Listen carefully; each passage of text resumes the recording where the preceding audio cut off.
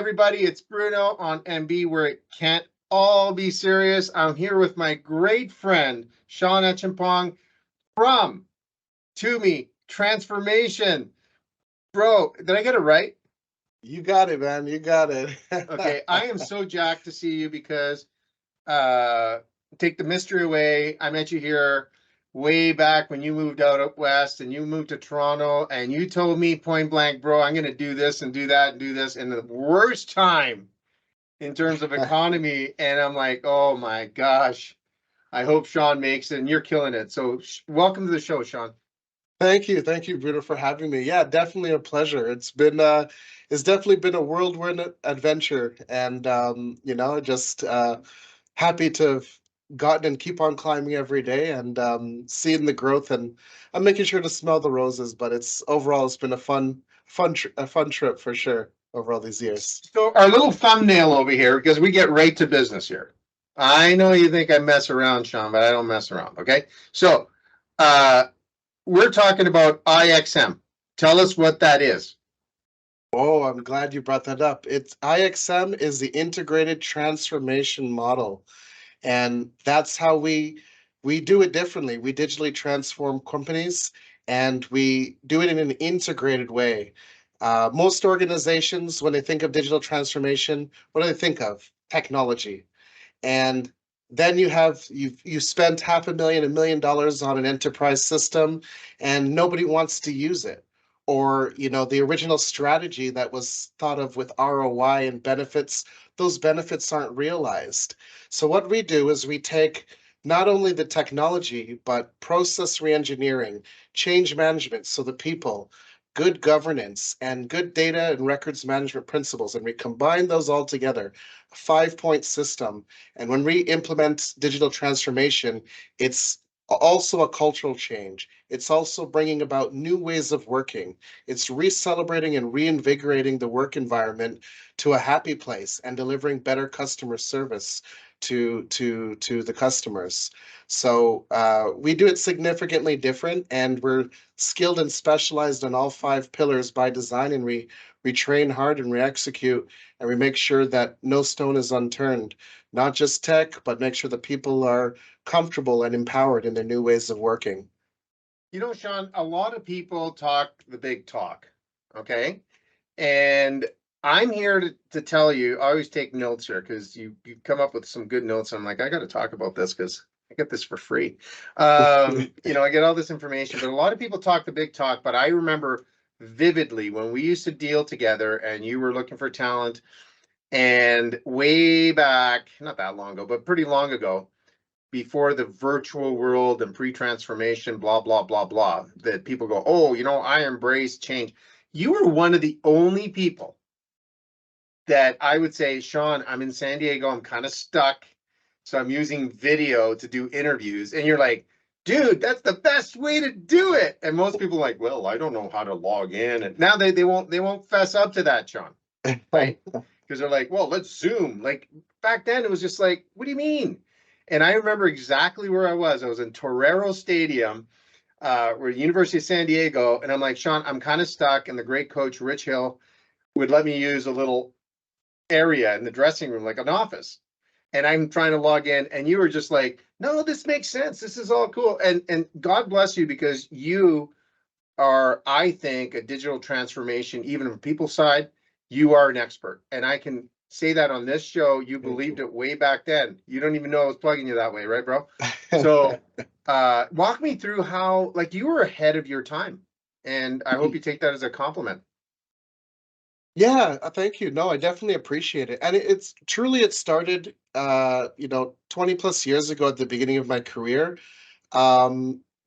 Shamelessly, I look for the easy way, not only for myself, but for others too. And I feel people's pain, be it in slow manual processes or we've always done it this way in organizations.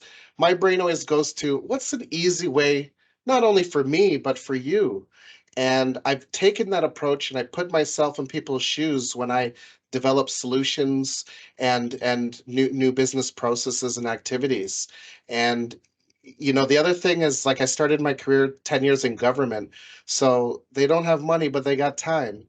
So it's like, Yeah. okay, how can we make these tools really sing? And having a development background myself, it just really enabled us to test our creativity and implement really cool solutions for a fraction of the cost. And the other thing that's been really vital is having good mentors along the way that empowered me, encouraged me to keep going. Um, and some change for some organizations, though you're definitely swimming against the grain, but you're doing it to help them out. And I try to feel people's pain along the way and let them know, listen, I'm standing right beside you. We're going to work this out together. And with many of the changes I've done through my 20-year career, hundreds of changes for many organizations at this point. Seeing an old dumpy office. It's been doing the same way for 20 years, and they never thought change would happen. They thought they would retire before change would happen.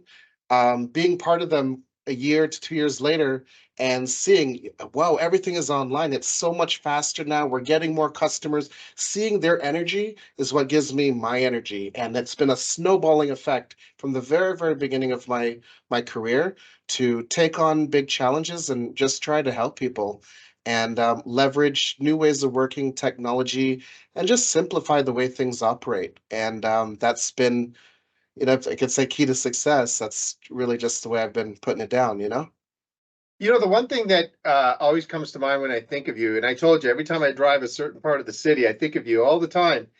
And because it's been a while since you've been gone, but I remember way back, maybe you forgot about this, but you are so professionally curious and you accept everybody's opinion. Like, we're not perfect. Well, a lot of Italians are, but let's just say, I'm saying you have the Italian quality. But you remember you used to call me and say about social media and videos and stuff like that, and it was like really humbling for me because I'm like that's great that you're asking me this, and obviously we have a little media company, and that's why we're here. And it was just really cool, and I think that that's what really set you apart when I first kind of met you, because you were surrounded by subject matter experts that told you we Mhm. can't do it that way, do it this way, and you're like, you do it, and then you kind of go, I think there's a better way, right? And I don't know if you remember those days you used to call me because you were transforming your business into whatever, online, digital media, getting your message out there. So have you always been like professionally curious like that? Oh yeah, all the time. Not only with existing technologies, but new technologies emerging. Just a natural interest. When we were when I was living out west with you, the EV market was just in its bare infancy, Mhm. and I was already heavily invested in how this technology works and what it can do for the environment. Equally with the blockchain and IoT, not to go and trade cryptos, but more so what the blockchain as a concept can do to enable peer-to-peer transaction in a verified way where you don't need that heavy third party cost, time, and effort. So I'm continuously challenging the norms and just out of curiosity, just trying to forge a path where I can contribute contribute to society and to the future kids out there.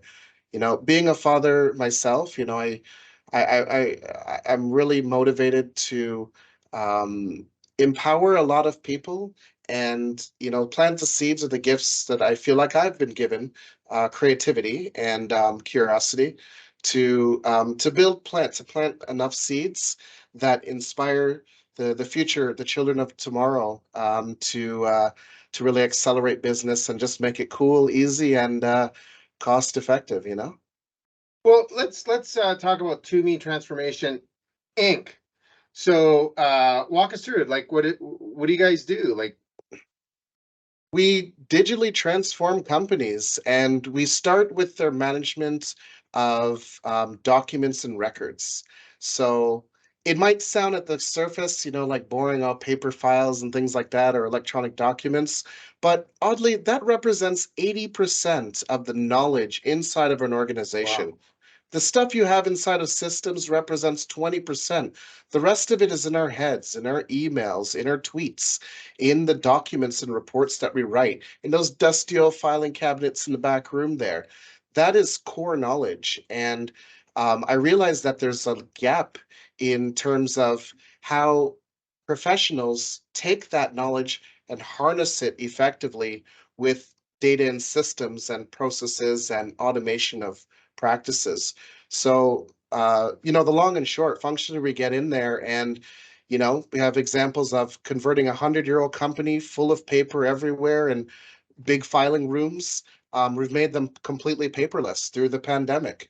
And large multinational organizations who just can't manage their legal matters in a consistent way, we've streamlined that and developed enterprise filing systems and built a rinse and repeat model so that they can deploy and be consistent regardless of their country that they operate in.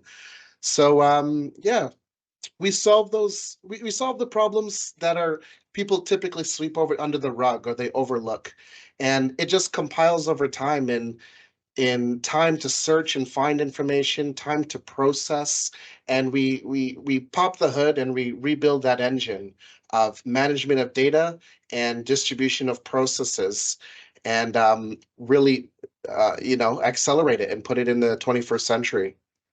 And I don't mean this tongue in cheek here, Shawn, but as boring as that sounds to some people about going into the filing cabinets and blah, blah, blah, I had a rude awakening.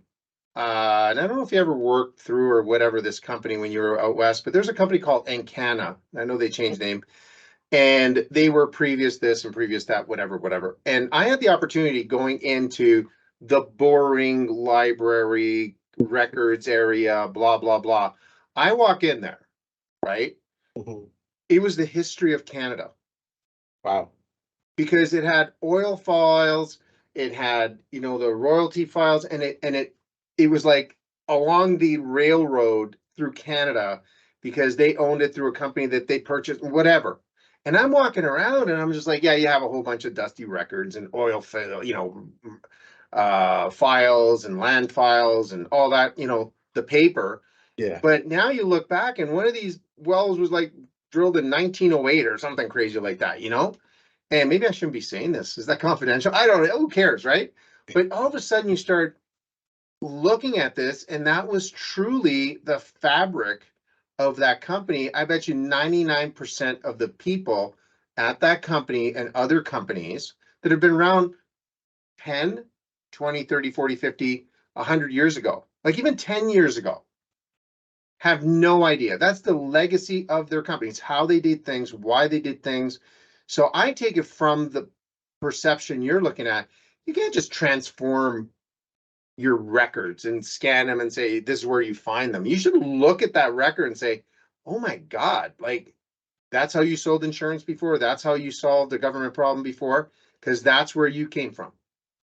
So I don't know if I'm taking it too deep, but that was like eye opening for me. That was the history of Canada. Yeah, no, that's a great example. And behind those words and those papers, there's their thought process and their thinking of things and the way they rationalize decision making. And so there's so much depth, even though it's simplified to words. And that's why I didn't say information, I said knowledge, and that's what we really try to harness. Because you can see it in the filing practices or their nomenclature or the dates, times, even sometimes their penmanship. Um, you can get a little taste of the thought process over decades, and there's just some more experience in it. It's enabled us to really make sure we align with the values of the company and the history of the company when we bring solutions to the future, because they were successful for a reason, and it's just a matter of keeping and harnessing that original success and making sure it's manifested in their future. Well, like I always say, it can't all be serious, but the very next time you or any of the viewers, okay, and I'm taking it to the nth degree here because I'm a weird dude. I prefer unique, Shawn. You know that word unique versus weird, but the next time you go to a Petro Canada station, go to the one on Pharmacy in Eglinton, right? That's one that comes to mind. Rideau and King Edward in Ottawa. I used to own that one. And Bronson and Carling was the one my father owned and in Ottawa. And I ended up out west because I allowed technology to be tested at one of my sites. And even before that, how they even gave me permission to do that is I started putting, not that I was smart, it was introduced to me a 286 XP computer. It was XP. Okay. So 286 XP. I wasn't cheap, right? Guy built it in his basement. His name was Kent Electronics. It doesn't get more underground than that. And I used to try to figure out Lotus 123 so we can close the gas station and reconcile it because it used to close at 7 o'clock. And I used to try to figure it out. And now when you go to Petro Canada and you pay at the pump and all that kind of stuff, I'm not saying I created it, but I also enabled some of that stuff because I bought into it. I was one of the first dummies that bought into it, and it was painful. Now you might say, why am I bringing it up? I'm going to tell you something. Now you go there and say, wow, I can pay at the pump and you do this. You don't even think about it. And they say, Bruno, you're ahead of your time. I'm like, no, I wanted to shut the gas station so I can go play baseball and get a warm up before 7:30 because our game started at 8. That was my motivator. And so I've been known as the dumbest IT guy that pushes IT.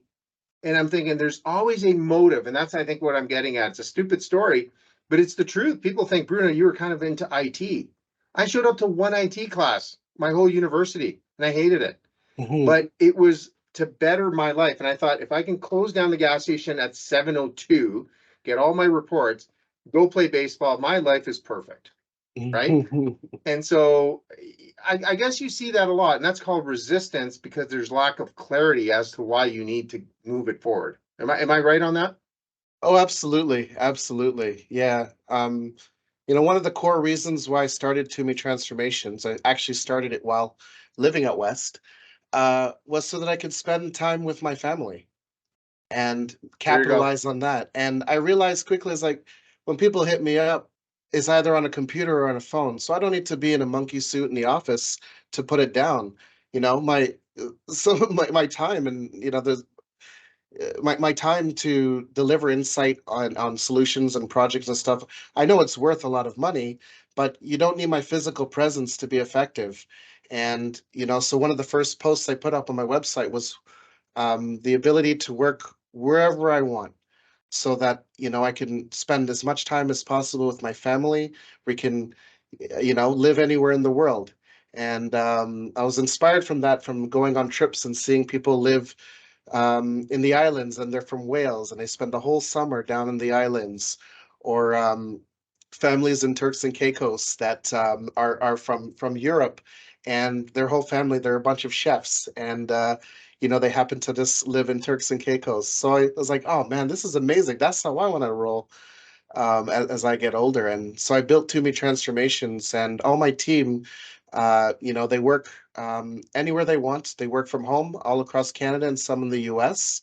And they have the flexibility to log in at their convenience and just do value work for our customers, and kind of go from there.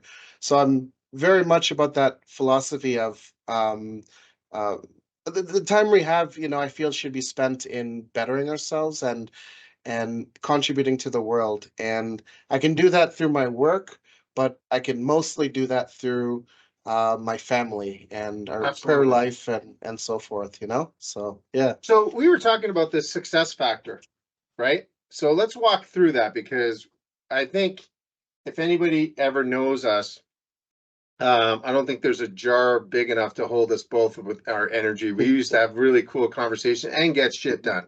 Yeah. But I always look forward to talking to you. But what tell the people out there what you mean about the success factor.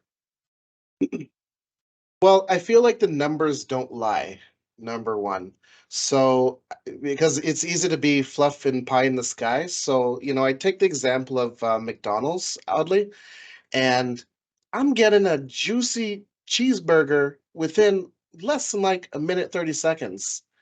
And there's, if I were to take the bun, defrost the meat, or, package the meat patty, slice up the pickles, and, in its individual pieces, that could take a lot of time. Sure. But they've mastered the art of the cycle time, getting my delicious cheeseburger to my hands within roughly a minute and 30 seconds. So when I look internally and operationally, I'm very focused on reducing cycle time operations. You know, some cases it's been 45-day cycle times to 2-day review cycles, or 45 minutes to process an invoice and publish data to another system, down to under 30 seconds. So it's 10xing and 100xing in some cases through automation that I look for. So I rely, when I say success factors, it's not as emotionally charged, but it's more based in statistics. Um, Customer growth, new offerings to customers, quicker turnaround from them, more rebuys, or resells to customers. Internally, cycle time improvements, cost efficiency, savings of internal operating time and expenses.